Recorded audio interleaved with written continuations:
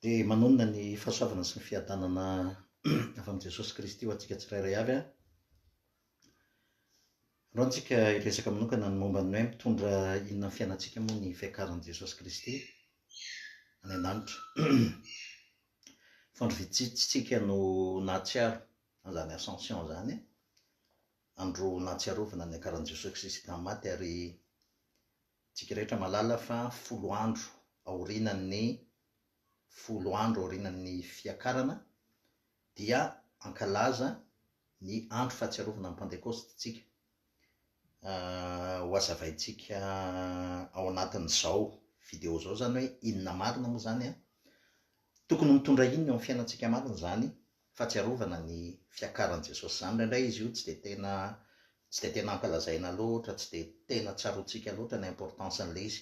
fa ny zavatra mila azontsika kosa nefa izay zavatra rehetra nataon'i Jesosy Kristy sy ny asa-pamonjeny dia tsy tokony mijanona ho fahatsiarovana fotsiny ihany, tsy mijanona ho fahatsiarovana fotsiny fa tena misy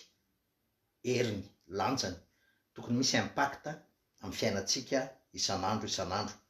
Zay zany zavatra tokony ho azontsika izay. Ao anatin'izany arany tadio tsara fa rehefa vita ny asa-pamonjen'i Jesosy Kristy ka nitsangana tamin'ny maty izy dia ny zavatra mila azontsika aloha, Jesosy Kristy rehefa hanomboka ny asa-pamonjeny dia 40 andro izy no nitokana ny fady hanina nandritry ny 40 andro izany alohan'ny hanombohan'ny ministerany. Fa rehefa nitsangana tamin'ny maty koa izy dia 40 andro izy taorianany nitsangana tamin'ny maty zany, zay vao niakatra izy. Fa ny zavatra tena mila azontsika tsara tao anatin'izay 40 andro zay taorianany nitsangana tamin'ny maty zay alohan'ny akarany dia rehefa mamaky tsika ny asan'ny apôstôly toko voalohany zany dia hitatsika ao anatin'izay zavatra zay hoe tsy ny olon-drehetra tsony akory, tsy naseho tamin'ny olon-drehetra tsony akory Jesosy fa ny mpianany irery sisa, ny disipla rery sisa zany nahitan'i Jesosy. Zay rery sisa nahitan'i Jesosy. Rehefa makintsika ny asan'ny apôstôly toko voalohany io dia zao ny teny ao hoe ry Teofilo ozy izy, ilay boky voalohany dia nisoratako ny amin'izay nataon'i Jesosy sy nampianarina ozy izy hatramin'ny andro nampakarana azy rehefa nodidiny tamin'ny fanamasina ny apôstôly izay vidiny, sady nisehoko tamin'ny famantarana maro izy taorian'ny jaliany fa velona izy ka niseho tamin'ny 40 andro izy ary nilazany amin'ny fanjakan'Andriamanitra. Zany hoe Jesosy Kristy zany rehefa nitsangana tamin'ny maty dia io fanjakan'Andriamanitra io ny tena niresahany. Io zany ny tena niresahany io, ary io no resahantsika be androany hoe inona moa zany mitondra inona amintsika marina zany fitsanganan'i Jesosy Kristy tamin'ny maty zany. So dia fahatsiarovana fotsiny indray, fahatsiarovana tsy mandalo fotsiny, tsy tsaroana akory, tsy zava-dehibe amintsika fa hiresaka momban'izay tsika androany. Zavatra telo ngeza be ny tanteraka tamin'ny fiakaran'i Jesosy Kristy tamin'ny maty. Voalohany indrindra aloha dia tao anatin'ny fiakarany tamin'ny fiakarany tany an-danitra no nidirany ho mpisorona be. Zany hoe teo zany ny tanteraka nanomboka teo mahatena mpisorona be anazy, satria niditra tao amin'ny tabernakely izy tsy natao tanana ozy izy, niditra tao anaty tabernakely tsy natao tanana izy. Ovakitsika moa rehefa avy eo ary ivelabelaritsika hoe niditra tanteraka izy mpisorona be anazy. Zay zany ny zavatra voalohany. Faharoa manaraka an'izay ny fiakaran'i Jesosy Kristy tany an-danitra dia nahatonga ny fanan'Andriamanitra afaka hivoaka, hidina. Ary ny tenin' Jesosy raha teo no miteny hoe mahatsara anareo ny fialako ozy izy, raha tsy ala ozy izy dia tsy ho avy aty aminareo ny mpananatra. Dia ny fiakaran'i Jesosy Kristy tany an-danitra dia nahatonga ny fanamasina afaka nidina ary nanao tompo-kase ny olona vonjena sy ny olona mino rehetrarehetra. Nahafahan'ny fanamasina zany, nahafahan'i Jesosy Kristy naniraka ny fanamasina ary dia lasa nanao tompo-kase ny asa ao anatin'ny mino, nanao tompo-kase ny mino ary velona ao anatin'ny mino. Zay ny zavatra faharoa zay. Ary zay le Pentecoste, zay le tena vrai Pentecôte zay. Amin'ny Pentecôte tsy andro, aloha fantatritsika tsara, ny Pentecôte tsy andro, fa ny Pentecôte dia tena fahaveloman'ny Kristy ao anatintsika, araka ny efa nazavaiko hoe ny Pentecôte dia raha tany amin'ny fanekena taloha, raha tamin'ny andron'ny tamin'ny andron'ny Mosesy dia ny Pentecote tamin'ny andron'ny Mosesy dia ny fisehoan'Andriamanitra teo tendrombohitra sy minay anomeny didy sy ny lalàna, ary ny paralelisme an'izay eo amintsika kristianina dia ny filatsahan'ny fanamasina kosa zay tonga tamin'ny andro ny fanindry mihitsy tamin'io andro fankalazana amin'ny Pentecoste jiosy io. Dia ny fahatelo farany ny voalohany zany dia nahatonga Jesosy Kristy hiditra andray ny toerana mahampisorona be anazy, zay no nahatonga anazy niakatra mitondra an'izay amin'ny fiainantsika lasa mpisorona be izy. Faharoa manaraka an'izay nahatonga anazy afaka aniraka amin'ny fanamasina ary tonga ny fanamasina nanao tombo-kase ao anatintsika ary velona sy miasa ao anatintsika. Zay ny zavatra faharoa. Fa ny fahatelo ngezabe ihany koa nahatonga Jesosy Kristy hiditra ao amin'ny toerana mahatompo sy mahampanjaka azy. Hiditra ao amin'ny toerana mahatompo sy mahampanjaka azy. Ny tenin'ny mpanao salamo ny tenin'ny Davida rehefa niteny izy dia hozy izy Davida hoe zaho ozy izy nanao tamin'ny tompoko hoe mipetraha eo tanako ankavanako ozy izy mandra-panaoko ny fahavalonao fitoeran'ny tompotrao. Zany hoe efa profesia nampitondrain'Andriamanitra ny Davida zany ary nylazaina. Jesosy namerina an'io foana any amin'ny evangelina anankitelo moa Jaona izy ngamba raha tsy diso amin'ny tsy niteny an'izay. Ozy izy hoe ahoana moa mahazanaky Davida Mesia ozy izy, satria na Davida azy ozy izy niteny hoe ozy mantso ny tompoko hoe mipetraha ao tanako ankavanako mandra-panaoko ny fahavalonao fitoeran'ny tompotrao. Zany hoe ny antony fahatelo zany nahatonga Jesosy Kristy niakatra dia niditra tao amin'ny fanjakany, zany hoe nandray ny fanjakany izy mipetraka amin'ny toerana zay efa promesin'Andriamanitra tamin'ny Davida mpanjaka ozy izy. Ozy Andriamanitra hoe tsy diso ny te-mpanjakana ozy izy tsy ala mijoda, ny te-mpanjakana tsy ala mijoda. Zany hoe ilay zay nandray an'izay fanjakana zay izy mipetraka amin'ny toerana mahampanjaka anazy izy. Tapitra, vita, totosa, tanteraka Jesosy Kristy ny asa mahampamonjy anazy, nataony ny asa mahampamonjy anazy. Ary rehefa vita ny asa mahampamonjy anazy, zany hoe ny azo fijaliana ny fitsanganany tamin'ny maty, rehefa vita ny asa mahampamonjy anazy dia hiditra kosa izy amin'ny asa mahatompo sy mpanjaka azy. Hiditra amin'ny asa mahatompo sy mpanjaka azy amin'izay izy hiditra amin'ny asa, hiditra tena amin'ilay fahatanterahany le mpisorona be, mampisorona be azy koa izy araka ny fanao Melkizedeka ozy izy ny any amin'ny Hebreo any. Ireo zavatra telo ireo zany no antony nahatonga an Jesosy Kristy hiditra hiakatra any an-danitra. Ho resahantsika voalohany ary aloha mampisorona be anazy. Ho resahantsika voalohany mampisorona be anazy any amin'ny Hebreo. Raha ho vakitsika ny Hebreo toko fahasivy Hebreo toko fahasivy dia zao ny zavatra tenen'ny Hebreo toko fahasivy 9:1. Zao ny zavatra teneniny ao. Fa Kristy kosa ozy izy rehefa tonga ho mpisorona be ny amin'ny zavatra tsara ho avy dia namaky teo amin'ny taberna kely lehibe lavitra sady tsara lavitra zay tsy natao tanana ozy izy. Izany hoe tsy hitan'izao zavatra ary zao ary tsy mba nitondra rano sy lahy sy ranjan'akomby izy ozy izy, fa ny ranony tenany dia niditra indray mandeha ho amin'ny fitoerana masina ka nahazo fanavotana mandrakizay.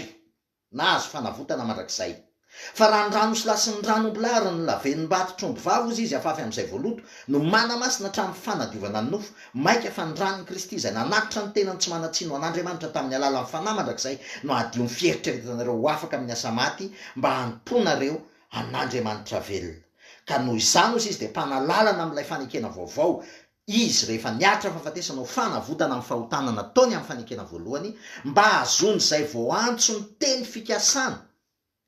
dia ny lova mandrakizay. Jesosy Kristy mpisorona be. Raha tsy niakatra tany an-danitra Jesosy Kristy, tsy niditra amin'io mahampisorona be anazy io izy. Inona moa ny asan'ny mpisorona be? Raha mamakitsika any amin'ny fanekena taloha, inona ny asan'ny Cohen, ny asan'ny mpisorona be dia izao: manao fisoronana ho an'ny zanak'Israely. Isaky ny manota ny zanak'Israely dia izy no manao fanatitra, izy no mamono ny fanatitra, dia izy no manao ny asa fisoronana rehetra. Ary indray mandeha isa-taona izy dia miditra ao amin'ny fitoerana masina indrindra, miditra ao amin'ny Saint des Saints, miditra ao amin'ny toerana misy ny fanekena eo amin'ny kiporeta, ary miditra ao izy dia manao fanatitra mba ho famelana ny eloko ny zanak'Israely indray mandeha isa-taona. Zany nataon'ny Cohen, zany nataon'ny mpisorona be. fa neny Jesosy Kristy tsy natao isan-taona fa ny Cohen mpisorona be tam'izany fotoana zany a, rehefa hanao fanatitra izy de mila manao fanatitra ho an'ny tenany izy aloha, zay voalaza eo. Zany hoe manao fanatitra ho an'ny tena izy de rehefa manao fanatitra ho an'ny tenany izy de zany mahatonga hoe mpisorona be misy an'le lakolosy eny amin'ny akanjon'ny levita, eny amin'ny akanjon'ny levita misy an'le lakolosy iny. De rehefa miditra ao amin'ny fitoerana masina indrindra izy, zany ao amin'ny misy ny arche de l'alliance, dia manatitra fanatitra aloha izy noho ny amin'ny fahotan'ny tenany, manatitra fanatitra izy noho ny amin'ny fahotan'ny tenany, mitondra raha izy zany. Ary rehefa mitondra raha izy a de iny lakolosy iny maneno iny, de zay ny ahafantarany hoe mbola velona mpisorona be, de ao izy zany manao fanatitra ao izy. Fa une fois raha sanatria tsy maneno intsony le lakolosy de tsy nakasitran'Andriamanitra zany ny fanatrana ataony, de sotomina mivoaka avao izy avao amin'ny saint de saint, tsy maintsy avoaka mivoaka avao izy. Neny Jesosy Kristy tsy izay, fa zay nefa voalaza izy le mpisorona be, zay mitondra ny rano, tsy rano silaozy izy na ranonjanakombo izy no netiny, fa ny ranony tenany, ny ranony tenany ozy izy, ary manao fanatitra ozy izy indre mandeha mandrakizay mba azony mino azy fanavotana mandrakizay. Ny an'ny zanak'Israely naverina foana zany isa-taona,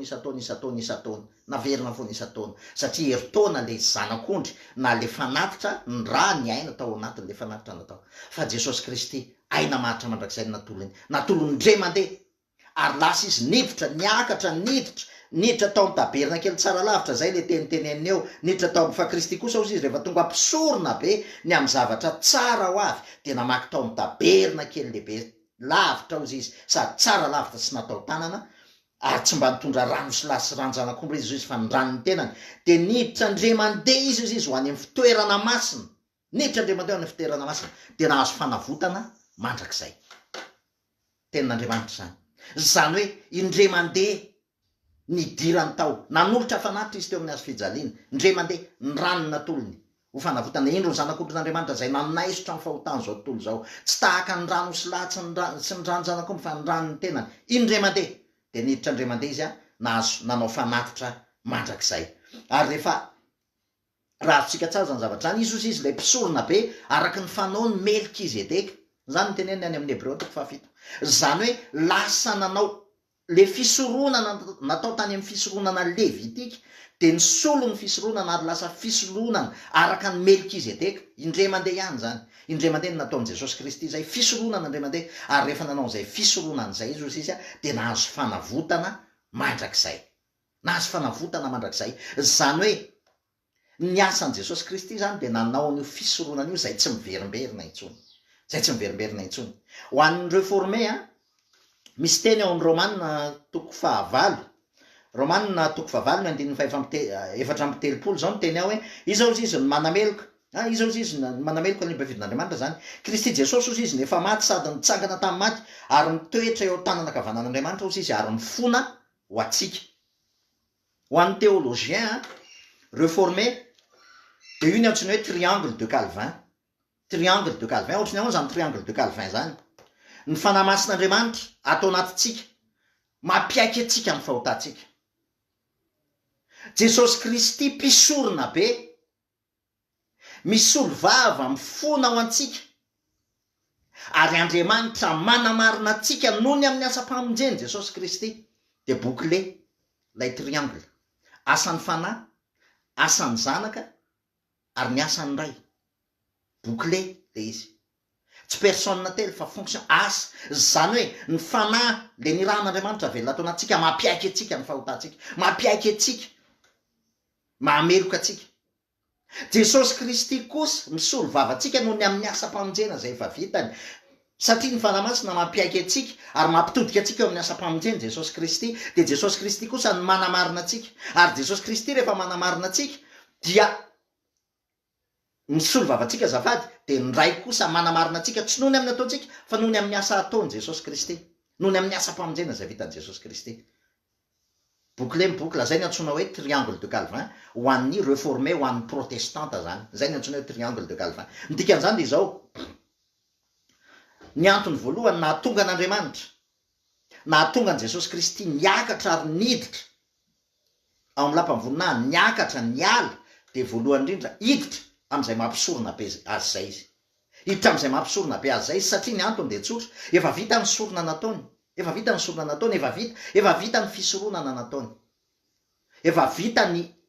amin'ny mahampamonjy anazy vita ny mahampamonjy anazy tapitra ny mahampamonjy anazy ny asa nataony vita ny tanterahany ny asa mahampamonjy ny asa mpamonjena teo amin'ny azo fijaliana sy ny fitsanganany tamaty vita zay fa saingy zao kosa mbola mitohy ny fiainana roa asehony mila asehony io itsika mbola mandeha eto amin'ny fiainana mbola mandalo zadra be deaibe mbola mety manota mety manoatra an'izany ary zay le asa mpisorinana mandrak'zay zay ataony jesosy kristy ho atsika izay zavatra zay tsy taka mila azotsika kristianina tsara zay satria zavatra ngeza be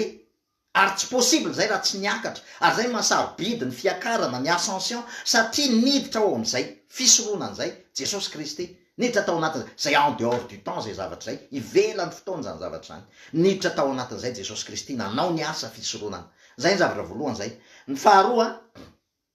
de ny fiakaran'i jesosy kristy de nahatonga kosa atsika nahatonga ny fanamasina afaka nidina ary nanao tombo-kase atsika nidina ny fanamasina de nanao tombo-kase ho atsika zany hoe nanamarika nanao tombo-kase zay mahatonga hoe ny fanan'andriamanitra ozy izy zay nanaovana tombo-kase ho anareo ozy izy amin'ny andro fanavotana zany hoe io no identité atsika mandrak'zay io fanamasina io zay ozy izy jesosy hoe mahatsara anareo ny fialako ozy izy fa raha tsy ala de tsy ho avy any aminareo mpananatra ozy izy raha tonga izy ozy izy de apaiky an'izao tontolo zao ny fahotana ny fahamarinana ary ny fitsarana ozy izy zany teny jesosy zany fa saingy zao reavana mila atsika tsara ny fahatongavany fanamasina io ny tena efa nomaniny jesosy satria nomaniny jesosy ela be rehefa mamaky tsika ny jaune ny epistily zany ny filazantsara zafady misoratany jaune manomboka eo amin'ny filazantsara ny jaune 14 15 16 17 18 raha mamaky tsika de ho hitatsika ao nyresaky jesosy tamin'ny mpianany nanomana ny mpianany momba ny fiaviany io fanamasina io sy ny tena importance ny fanamasina io vanim-potoana ny fanamasina tsika zao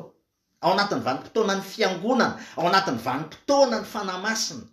ary zavatra ngeza be mihitsy ny fanamasina ny antony de tsotra jesosy kristy raha mijanona teto jesosy kristy jereo tsara ny mamaky ny baiboly tsika rehefa ohatra ka nitsojany ny mpianatra jesosy kristy de ozy izy hoe raiso ny fanamasina ozy izy na elokiza ny avelanareo de ho voavely zany naniza kosa tsy avelanareo de tsy voavely zany rehefa nitsangana tamaty izy de nametsodrany ny mpianana izy ary nandeha tsirairay nitsodrany ny mpianana izy zany hoe raha ohatra zany ka tsy nialy jesosy kristy de obligé izy tsy maintsy nanatona atsika tsirairay tsy ho possible zany ary zay natonga ny jesosy niakatra ary rehefa tonga ny fanamasina de anjara ny fanamasina am'izay no mametraka ao anatin'ny fotsika an'izay asa-pamonjeny jesosy kristy zay anjara ny fanamasina am'izay no mampitodika atsika eo amin'ny asa-pamonjeny jesosy kristy anjara ny fanamasina no mametraka ny teny ao am-potsika mametraka ny teny ao am-potsika anjara ny fanamasina no mampiaiky atsika amin'ny fahotantsika anjara ny fanamasina no manoro atsika fa velona ao anatsika kristy anjara ny fanamasina zany jereo kely igny zavatra ny tenenin' jesosy ao amin'ny jaona toko 7:10 anomboatsika azy zao ny zavatra ny tenenin' jaona tao na ny tenenin' jesosy rehefa andeha jesosy de zao ny zavatra ny tenenin' jesosy nalaelo ny mpianatra de zao ny zavatra ny tenenin' jesosy aza malaelo ny fonareo izy izy minoa an'andriamanitra ary minoa ako ao trano ndraiky ozy izy misy fitoerana maro raha tsy izany de efa nilaza taminareo fa andeha ao zy izy amboatra fitoerana ho anareo ary raha andeha amboatra fitoerana ho anareo ao zy izy de ho avy ndray ka aka anareo ozy izy ary any am'izay aleako ozy izy no aleanareo kosa any am'izay itoerako ozy izy ny itoeranareo kosa io teny io ndraindray ampiasaitsika foana any anaty fahoriny tsy maninona tsy diso zany ampiasaitsika lizy ao anaty fahoriny fa tsy tena zay ny dikany eo ozy izy jesosy hoe andeha ozy izy anamboatra fitoerana ho anareo ary rehefa aveo ozy izy de ho avy ndray ozy izy andray anareo ao amiko ary zay itoerako ozy izy ny itoeranareo koa amboatra fitoerana ho anareo anomana ny fanamasina izy anomana ny fanamasina izy zay andeha hidina ao amintsika ary zay itoerako ozy izy ny itoeranareo koa aiza misy ny toerana fanamasina aiza ny toerana hitantsika an'andriamanitra ny toerana hitantsika an'andriamanitra de ao amin'ny toerana misy ny fanamasina ary ny fanamasina aiza ny toerana misy azy ao anatin'ny fotsika ao anatin'ny fotika ny ahitantsika an'andriamanitra isan'andro ny dikany hoe edeny de eo am'izay misy ny fanatrehan'andriamanitra ndraindray mieritreritsika hoe edeny zany de endroit géographique na tsy fantatro ndraindray tsika mieritreritra zany ny atao hoe edeny de fanatrehan'andriamanitra ao amin'ny fotsika ao am'ilay toerana zay nomaniny jesosy kristy ho atsika ozy andeha anamboatra fitoerana ho anareo maniko ny fonareo alako ao anatinareo fovaty sy loko fonofo zany zany teneny jesosy zany alako ao anatinareo mifovata tsy loko fonosy zany fanavaovao izy ny ataoko ao anatinareo anamboatra fitoerana ho anareo anamboatra fitoerana ho anareo ary any am'izay toerako no itoeranareo kosa zany hoe ao am'ilay ao am fotsika jesosy kristy mifanjakan'andriamanitra ozy izy ao anatinareo ane nandrisiny 7 andro jesosy rehefa nitsangana tamin'ny maty miresaka mifanjakan'andriamanitra momba ny mpianany zany be deabe ny zavatra ny teneny ozy jesosy hoe be deabe zany zavatra ambarako aminareo mety mbola tsy ho azonareo zany zao izy izy mbola tsy ho azonareo zany zao izy izy fa ho avy ny fotoana ho azonareo zany rehefa tonga ampanandra ozy izy de anambaranareo ny zavatra rehetra izy ozy izy ary no avy ary de mbola ambarany aminareo ozy izy be deabe ozy izy zavatra mbola tiako ambaranareo fa mbola tsy zakanareo akehitriny andeha namboatra fitoerana ho anareo ny toerana namboarin'i jesosy de ao anatin'ny fotsika nalany ny fovatontsika ary ny soloany fonofo zany nalany ny fovatontsika de ny soloany fonofo ary ny fitoerany fanamasina de ao anatin'ny fotsika ao anatitsika ao ny toerana ahitantsika n'andriamanitra zany mahatonga jesosy miteny any amin'ny eo amin'ny andininy fahavalo ambe folo amin'io jaona toko 7 eo ihany zao ny zavatra nyteneny jesosy eo tsy amelanareo kamboty aho izy izy akaty aminareo vetivety foana de tsy ahita atsony zao tontolo zao fa ny areo ny ahita ozy izy satria velona de velona koa ianareo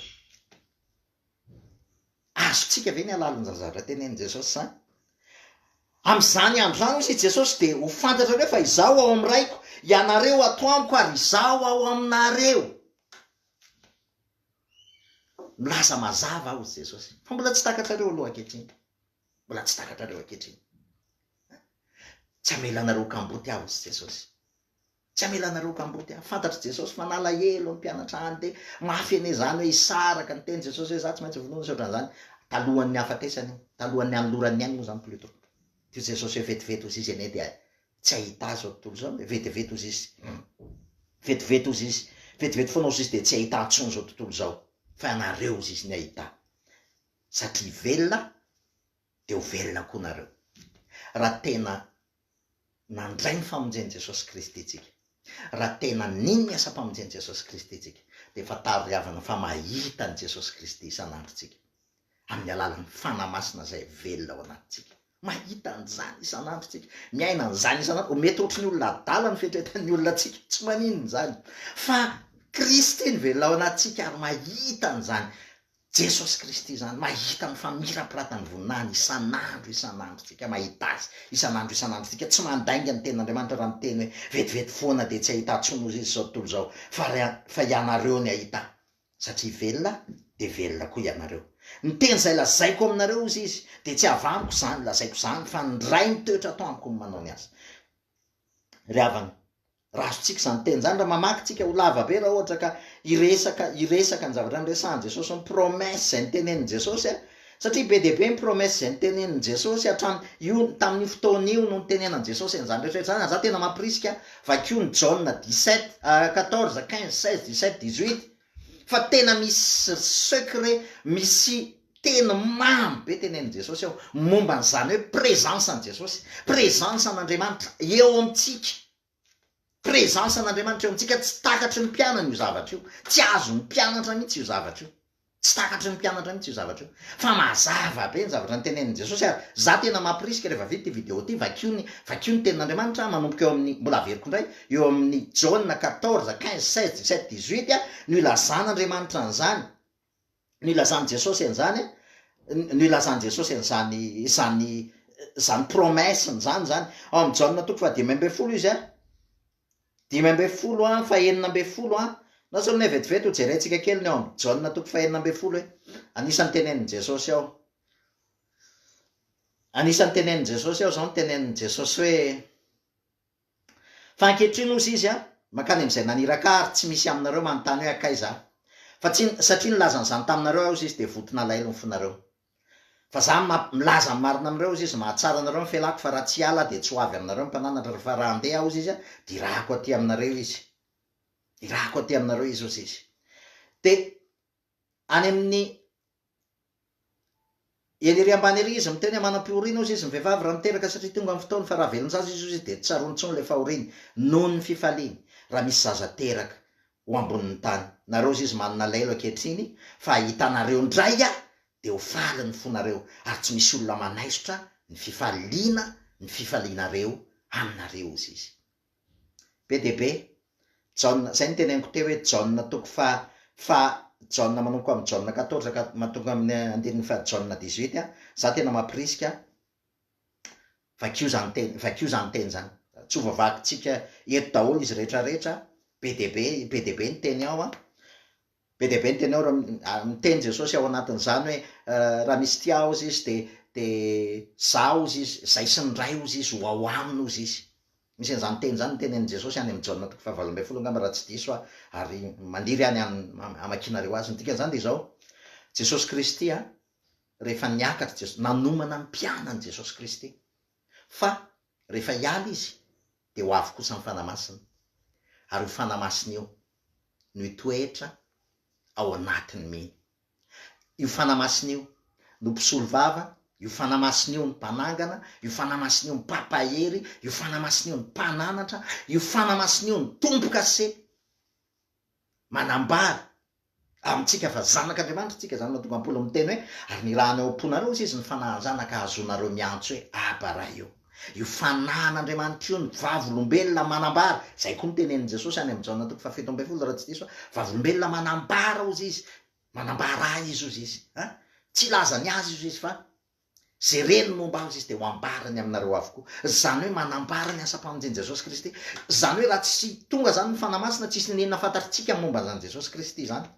tsisy ninona itsika momba zany Jesosy Kristy zany tsy zavatra fantatritsika zany ary raha namaky an'ity baiboly ty arantsika tsisy ninona azotsika zany fa ny fanamasina no manambaratsika ny fanamasina no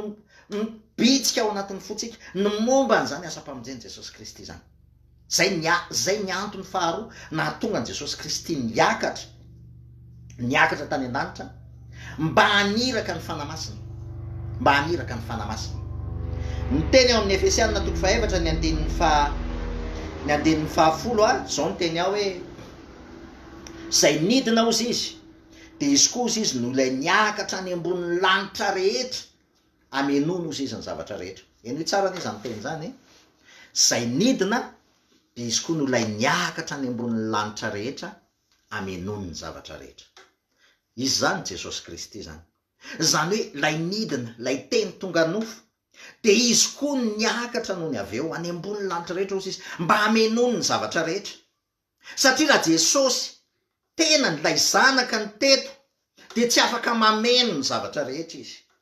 fa rehefa niakatra izy de naniraka ny fanamasina kosa izy ary ny fanamasina noho ny aveo milasa manenika ny zavatra rehetrarehetra ary manomboka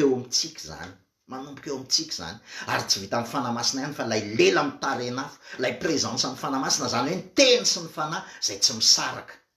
zay lasa ampiasain'Andriamanitra afafy ny any anatin'ny fotsika ary ampiasainy koa tsika amafy en'zany any amin'ny hafa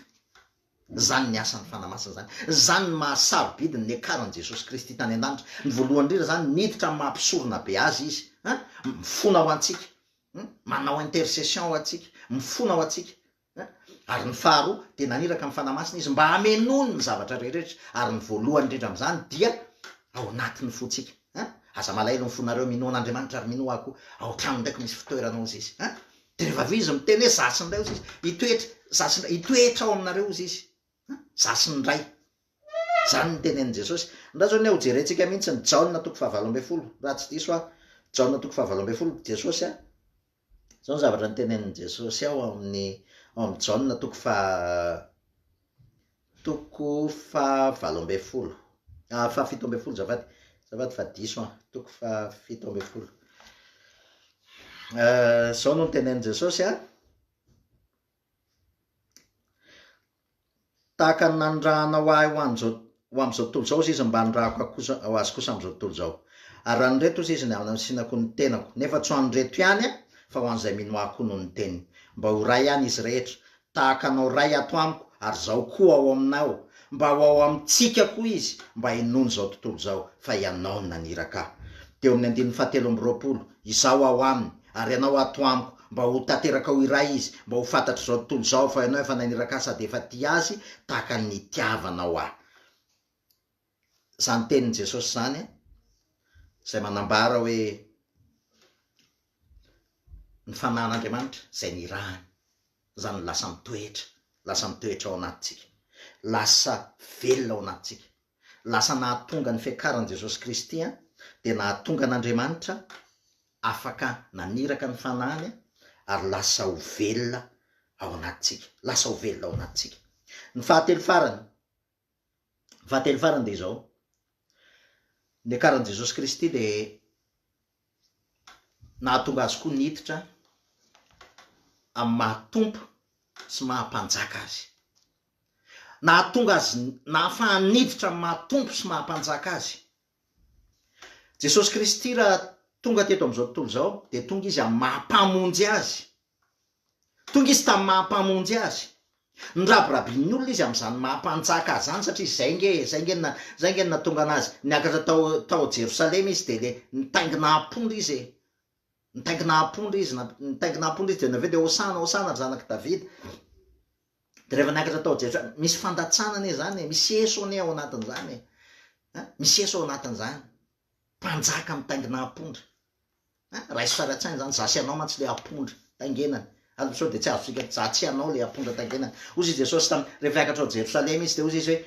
misy ampondra teo mifatotra teo amin'le anina teo izy hoe vao izy ozy izy dia eto ty ozy izy fa misy ilako azy, nasaon'i Jesosy ny vahana. Mety marary amintsika zany tenany hoe ampondra, fa zay ny tena marina, itsika le mitondra an' Jesosy Kristy tamin'izy teto amin'izao tontolo izao mitondra anazy. Raha tsy manaiky an'izay tsika, Jesosy Kristy tsy tamboninahitra ny nandehanany teto amin'izao tontolo izao, tsy tety raha nampanjaka ary nale nisoratana teo amin'ny hazo fijaliana ary hoe Jesosy Kristy mpanjaka ny Jiosy, nga iny ny eken'ny Jiosy, tsy ny eken'ny Jiosy ane zany. Fa rehefa niakatra amin'izay izy dia niditra amin'ny mahampanjaka azy izy, ary niditra amin'ny mahatompo azy izy, tapitra amin'ny mahampamonjy anazy izy teto amin'izao tontolo izao, mpamonjy ny nahatongavany teto amin'izao tontolo izao,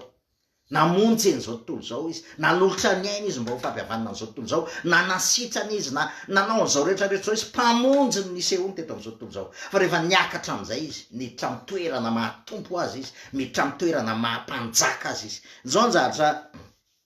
zavatra nytenenin'ny Davida. Jesosy ihany koa no niteny anazy,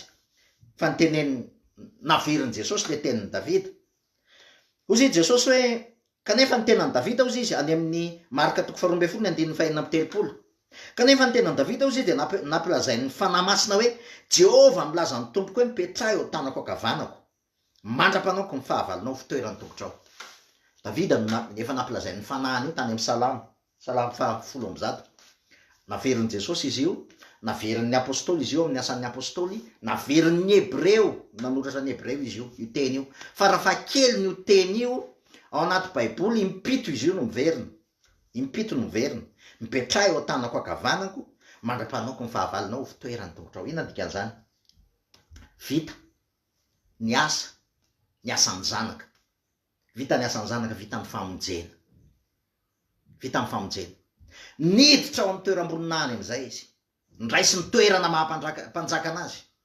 ary rehefa niraisy ny toerana mahampanjaka anazy, naniraka amin'ny fanahy masina izy mba hanao ny zavatra rehetra ho fitoerany tongony. Zay ny dikany. Ina dikany hoe mipetraka eo amin'ny tanana ankavan'Andriamanitra, raha ray tsy azontsika efa manjary manao lecture littérale tsika, fa tsy lecture littérale le izy. Dikany hoe tanana ankavanana dia main puissante, zany hoe la main active. Lecture symbolique ny tokony hamakitsika anazy, fa tsy lecture littérale. Ny dikan'izany dia zao, Jesosy Kristy ilay tanan'Andriamanitra, ohatrany ao zany tanan'Andriamanitra zany any Hebreo miteny hoe matahotra ozy izy no azo ny tanan'Andriamanitra velona, ilay tanan'Andriamanitra zay tokony hikapoka atsika noho ny fahatezerany, noho ny fahotantsika. Ny tanan'Andriamanitra no tokony mikapoka atsika noho ny fahatezerany, fa ny tanan'Andriamanitra nitazomina teo amin'ny hazo fijaliana, nitazomina tamin'ny fantsika teo amin'ny hazo fijaliana. Fantsika ve hatazona ny tanan'Andriamanitra eo amin'ny hazo fijaliana? Tsia. Fa ny fitiavan'Andriamanitra no mitazona ny tanan'Andriamanitra teo amin'ny hazo fijaliana, mba tsy hanjera amiko sy tsy hanjera aminao ny fahatezeran'Andriamanitra. Zay ny dikany. Ary mipetraka eo tanana ankavan'Andriamanitra izy, vita ny asa, voatazona ilay tanany fahatezeran'Andriamanitra, ary dia le tanam-pitiavan'Andriamanitra ndray no misafosafontsika, mifonatsika eo tanana ankavan'Andriamanitra ozy izy. Zay ny teny, mipetraha eo tanako ankavanako, mandra-panaoko ny fahavalonao ho fitoerany tongotrao. Vita ny asa-pamonjeny Jesosy Kristy, zany hoe ny zavatra rehetra mila miondrika, mila fitoera-tongotry Jesosy Kristy. mila ho lasa fitoeran-tongotra Jesosy Kristy amin'ny alalan'ny asa-pamonjeny, ary asan'ny fanamasina ao anatintsika ny manao an'izay. Asan'ny fanamasina ao anatintsika no manao ny zavatra rehetra ho fitoeran'ny tongotra Jesosy Kristy. Zany ny asan'ny fanamasina zany. De rehefa vita zany asan'ny fanamasina zany, rehefa vita zany asan'ny fanamasina zany, de any amin'ny Korintianina voalohany toko 5:10, Korintianina voalohany toko 5:10 de zao ny teny any, Korintianina voalohany 5:10. Ary rehefa vita zany ozy izy, de avy ny farany ka am'izay ozy izy de atolona an'Andriamanitra ray ny fanjakana, rehefa nifoana ny fanampahana rehetra sy ny fahefana rehetra ary ny hery rehetra ozy izy. Rehefa nifoana ny fanampahana rehetra sy ny fahefana rehetra ary ny hery rehetra. Raha diniantsika zany teny zany, de aloha vakiko ny toeny, zao ny toeny: fa tsy maintsy manjaka izy izy mandra-panao ny fahavalony rehetra eo ambanin'ny tongony, ny fahafatesana ny fahavalo farany horesena, fa ny zavatra rehetra efa nampanekena eo ambanin'ny tongony, fa na dia ataony azy ny zavatra rehetra no nampanekena, de fantatra marina fa tsy mba isan'izany zay nampanaiky ny zavatra rehetra azy. Ary rehefa nampanekena azy ny zavatra rehetra, de ny tena ny zanaka koa aza no anaiky zay nampanaiky ny zavatra rehetra azy, mba tsy hisy fototra sy antony afa-tsy Andriamanitra ihany. Raha tena vakintsika io teny io, raha azontsika zay toroteny nazavaiko rehetrarehetra teo zay, de tokony ho azontsika mazava ny teny ny dikan'io teny io, ny tena ny zanaka ozy izy. Le corps du fils. Zany hoe rehefa vita ny zavatra rehetrarehetra zany, de mba tsy ho hisy anankiray ozy izy isan'izany, ary rehefa nampanekena ozy izy, ary rehefa nampanekena ozy izy azy ny zavatra rehetra, de ny tena ny zanaka koa aza no anaiky zay nampanaiky ny zavatra rehetra azy, mba tsy hisy fototra sy antony afa-tsy Andriamanitra ihany. Zany hoe rehefa tena nifoanany zany ny zavatra rehetrarehetra, iverina aloha tsika eo amin'le 24, satria zay zany ny asan'ny fanamasina. Rehefa afaka zany de avy ny farany, am'izay atolon'Andriamanitra ray ny fanjakana rehefa nifoana ny fanapahana rehetra sy ny fahefana rehetra ary ny hery rehetra. Iza moa ny afaka manafoana ny fanapahana rehetra sy ny fahefana rehetra ary ny hery rehetra? Iza no afaka manafoana zany? Raha tsy mpanjaka ve afaka anafoana zany? Raha tsy tompo ve afaka anafoana zany? Raha tsy Andriamanitra ve afaka anafoana zany? Tsisy afaka manafoana zany. Fa izy amin'ny mahampanjaka azy, izy amin'ny mahatompo azy, izy amin'ny mahatompo ny fahefana rehetra azy, de zay ny mahatonga hoe ary rehefa nifoana ny fanapahana rehetra, misy zavatra mbola manohatra an'Andriamanitra. Ary zany eny mahatonga amin'ny Paoly miteny asan'ny fanamasina koa zany any amin'ny Korintianina 4:10 zao ny tenin'ny Paoly any hoe: fa na de velona araky ny nofo azy zay ozy izy, de tsy araky ny nofo ozy izy nyvedin'ny mitafika ahy, fa mahery ozy izy andrava fiarovana mafy, fa mandrava ny fisainana avo rehetra manohatra an'Andriamanitra zay ozy izy, ary mampanaiky ny zavatra rehetra ozy izy anaiky ny Kristy. Mampanaiky ny zavatra rehetra anaiky ny Kristy. Inona dikan'izany? I Paoly koa no mbola niteny mba ho amin'ny anaran'i Jesosy ozy izy no andolian'ny lohalika rehetra any an-danitra sy ety an-tany ary any ambanin'ny tany. Asan'ny fanamasina, asan'ny Kristy velona ao anatintsika no mampanao an'izany, fa tsy asantsika. Asan'ny Kristy velona ao anatintsika. Miandry izy mandra-panao ny vahavalo ny fitoeran'ny tongony. Zany tapitra ny fotoana ny zanaka, vita ny asa-pamonjena nataony ny zanaka, ary ny asan'ny fanamasina de manifeste, mampiseho an'izay vita ny zanaka zay, mampiseho an'izay asa-pamonjena efa vita ny zanaka zay. Vita ozy izy teo amin'ny hazo fijaliana, vita voavelany elokao, vita efa voaomby niaraka tamin'ny Kristy teo amin'ny hazo fijaliana ianao, vita efa vita fihavanana tamin'i Jesosy ianao, vita fihavanana tamin'Andriamanitra ianao amin'ny asa-pamonjena zay nataon'i Jesosy Kristy, vita nentin' Jesosy daholo ny endrim-pahafatesana rehetra, vokatry ny fahafatesana rehetra, vokatry ny fahafatesana fisarana tamin'Andriamanitra, vita nentin' Jesosy Kristy nalohany aina solon'ny aina, vidin'ny fahafatesana tambon'ny ota, vita naleviny izy, ary nitsangana tamin'ny maty izy de nanome atsika ny fandresena, vita.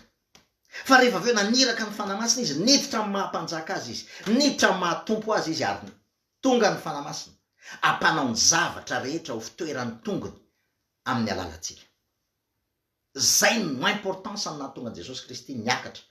any an-danitra, mba haniraka ny fanamasina, hiditra izy ao amin'ny lapa, hiditra izy amin'ny mahampanjaka anazy, hiditra izy amin'ny mahatompo anazy, ary tsy afaka manao zavatra rehetra ho fitoeran'ny tongony ny fanamasina amin'ny alalantsika raha tsy miaiky alohantsika fa tompontsika. Jesosy tsy mpanjaka fotsiny, tsy mpamonjy fotsiny izy. Teo amin'ny hazo fijaliana izy mpamonjy, nitsangana tamin'ny maty izy mpamonjy, fa rehefa niakatra izy, mpanjaka izy, de tompontsika izy, ary mila miaika an'izany tsika, raha tsy miaika an'izany tsika tsy possible, tsy afaka ampiasa tsika amin'ny fanamasina manao zavatra rehetra ho fitoeran'ny tongony, satria mila manaiky aloha tsika hoe tompo izy de mpanjaka izy, tompo izy de mpanjaka izy. Ary ny dikan'izany zavatra rehetrarehetra zany de zao, amin'ny alalantsika ny esany ny fanamasina ny amin'izany zavatra zany, amin'ny alalantsika zany. Ry havana, raha azontsika zany rehetrarehetra zany rehefa vita zany ozy izy de tonga ny farany, rehefa ny foanany, ny fanapahana sy ny hery sy ny fahefana rehetra. Eto am'izao tontolo zao indraindray tsika na ny tenantsika ihany raha ne mbola tsika mieritreritra fa tsika manana ny fanapahany, itsika manana ny hery, tsika manana fahefany, miainga amintsika zany aloha fa tsy miainga amin'ny olona hafa. Mbola mieritreritsika matetika fa tsika manana fahefana amin'ny tenantsika, mbola mieritreritsika fa tsika manana fanapahana amin'ny tenantsika, mbola mieritreritsika fa tsika manana ny hery, fa tsy zany. Rehefa mifoanana ozy izy ny hery sy ny fanapahana sy ny fahefana rehetra rehefa ny foanany, ary manomboka eo amintsika zany, voaomby niaraka tamin'i Kristy teo amin'ny hazo fijalentsika, efa tapitra, efa izy ny tompony fahefana, izy ny tompony hery, izy ny tompony, ary mpanjaka izy eo amin'ny fiainantsika, izy mila miaika an'izany tsika. Dikan'izany ry havana de zao, raha azontsika zay zavatra rehetrarehetra zay hoe Jesosy Kristy misy antony nahatonga anazy niakatra. Ho avy ny andro Pentekosta, indray mety mampalahelo de rehefa andro Pentekosta de mikika daholo indray tsika de miorakoraka Pentekosta de Pentekosta fandresena de nilatsaka ny fanamasina. Ry havana, tsy fahatsiarovana fotsiny zany andro Pentekosta zany, tsy fahatsiarovana fotsiny zany, fa fiainana iainana isan'andro antaka ny tenenako hoe isaky mipaky tsika de miorakoraka hoe nitsangana tamin'ny maty Jesosy nandresy sy ny ohatran'izany, fa mitondra ino eo amin'ny fiainanao ny Pasika zay voavony Kristy ozy izy ny ten'Andriamanitra Pasika ho atsika, satria ny Pasika de Jesosy Kristy nanolotra ny ainy, izy mampamonjy azy, zay ny Pasika zay, Jesosy Kristy mpamonjy, niakatra Jesosy Kristy, niakatra ao any an-danitra, ary rehefa tonga amin'ny Pentekosta, Andriamanitra tompo sy Andriamanitra mpanjaka am'izay manomboka eo, Andriamanitra tompo sy Andriamanitra mpanjaka manapaka mifeny zavatra rehetrarehetra, tsy misy ninona tsony eo aminao fa izy ny mpanjaka, manao ny zavatra rehetra ho fitoeran'ny tongony, manomboka eo aminao zany, ianao ve fitoeran-tongotry Jesosy Kristy ny fiainanao rehetra, manaiky ve anao fa fitoeran-tongotry Jesosy Kristy ny fiainanao rehetra aloha, satria mila iainantsika zany, mila iainantsika zany momba anao rehetra, ny asanao, ny fivelomanao, ny vady aman-janakao, ny fiainanao rehetra, zay eritreretinao fa ho fanananao, fitoeran-tongotry Jesosy Kristy ve, fitoeran-tongony ve, mipetraha ozy izy ny ten'Andriamanitra eo tanako ankavanako, mandra-panako ny zavatra rehetra ho fitoeran'ny tongotry ao, tsika maiky hivoaka any ivelany, maiky hitory any ivelany, maiky andeha anao tafika mantsy anafika an'izy tsika, ao an-trano aloha tafiany, alao aloha ny ao ny lasa fitoeran-tongotry Jesosy ny zavatra rehetra, alao aloha ny tokantranontsika ny fitoeran-tongotry Jesosy ny zavatra rehetra, rehefa fitoeran-tongotry Jesosy ny zavatra rehetra, manomboka afaka mandeha tsika, manomboka afaka irahany Jesosy Kristy tsika, mba hanao fitoeran-tongotra ihany koa ny zavatra rehetra any ivelany, fa ny eo amintsika aloha, momba ny fiainantsika, ny asantsika, ny fivelomantsika, ny fidiram-bolantsika, zay zavatra rehetrarehetra ho eritreretintsika fahantsika. Na izany raha ne mbola problème na ny zavatra mifananany eo am-pelantanantsika raha mbola eritreretintsika fa atsika, ny tenin'ny Paoly anefa mazava tsara mihitsy ozy izy, inona ozy izy no anananao ka tsy nomenanao, inona no anananao ka tsy nomenanao, ary raha nandray ihany ianao, inona no nanananao ka tsy niraisinao ozy izy, ary raha nandray ihany ianao manino ianao no mirehare tahaka ny tsy nahazo ozy izy Paoly, manino ianao no mirehare tahaka ny tsy nandray, tahaka ny tsy nomena, zay zavatra eo am-pelantanantsika anazy daholo, fitoeran-tongony daholo. Ry havana, amaranako azy vanim-potoana ny fanamasina zao, vanim-potoana ny fanamasina zao, ary zany fanamasina zany de manao zavatra rehetra ho fitoeran'ny tongotry Jesosy, mba ho amin'ny anaran'i Jesosy, nao dolian'ny lohalika rehetra any an-danitra, etỳ an-tany, any ambanin'ny tany, be deabe ny fanapahana, be deabe ny fahefana, be deabe ny hery, mbola tsy foana, tsy Andriamanitra ny tsy te hanafoana anazy, fa ndraindray tsika eo amintsika no sakana, eo amintsika ny sakana, toe-potsika ny sakana, satria tsika mihitsiny le toe-potsika rebelle, fa ny ten'Andriamanitra efa nyteny rehefa nomeko fovaovanareo, fanavaovao ozy izy nataoko ao anatinareo, andeha ozy izy anamboatra fitoerana ho anareo, any amin'izay toerako ny toeranareo koa, ampiasaitsika foana ho ainy any amin'ny faty, tsy maninona zany, fa ny tena marintsika velona zao manamboatra fitoeran' Jesosy ao anatiny fotsika. Any am'izay toerako izy izy no toeranareo koa. Ny fanamasina mitoetra ao anatiny fotsika. Ny fanamasina mitoetra ao anatiny fotsika. Raha misy mino ao izy izy de hoa zay sy ny ray ozy izy ho avy de toetra ao aminy ozy izy. Avy de toetra ao aminy. Dikan'izany ry havana, velona ao anatintsika ny fanamasina. Velona ao anatintsika le fanan'Andriamanitra mpanao zavatra rehetra fitoerany tongony. Ny anjarantsika de manaiky ho fitoeran-tongotra Jesosy. Ny anjarantsika de manaiky fa izy ny tompo, tsy mpamonjy fotsiny. Be de be lasa fitediavana vonjy fotsiny Jesosy. Manana problème de mankany amin'ny Jesosy. Manana problème de Jesosy avonjeo aho. Manana problème Jesosy vonjeo aho. De zay ny lasa natonga antsika. Tsy ratsy zany, tsy manino zany akory, tsy mampanino zany. Fa tady fa tsy mpamonjy fotsiny Jesosy. Fa efa niditra nanomboka tamin'ny filatsahany fanamasina tompo izy. Ary rehefa fonja, rehefa vita zany rehetrarehetra zany, foana ozy izy ny foana ny fanapahana sy ny fahefana sy ny rehetra ozy izy de atolona ozy izy ny fahefana. Ary de iverina izy andray ny fanjakana iny izy mbola iverina zany ny fanantenantsika, miorina am'zany ny fanantenantsika. Iverina Jesosy Kristy andray am'izay ny fahefana io. Tahaka ny nahitanareo anazy niakatra iny ozy izy. Tahaka ny nahitanareo anazy niakatra iny ozy izy ny anjely. Mbola iverenany ndray. Da fa mbola iverina izy. Fa zao aloha izy de miandry mandra-panao ny fahavaliny fitoerany tongony. Antsaran'ny fanamasina ao anatintsika zany.